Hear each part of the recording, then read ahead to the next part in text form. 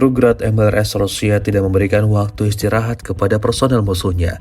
Bagaimana tidak, setiap detik serangan mematikan terus berdatangan di posisi tentara Ukraina.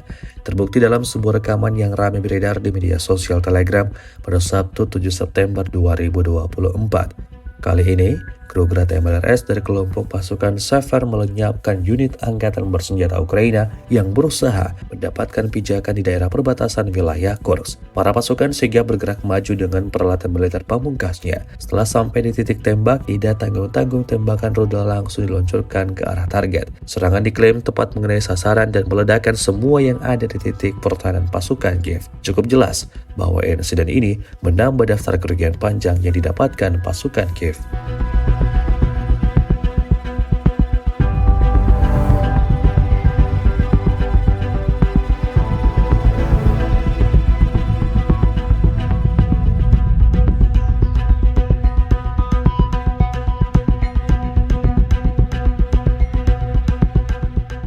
Download Tribun X sekarang, menghadirkan lokal menjadi Indonesia.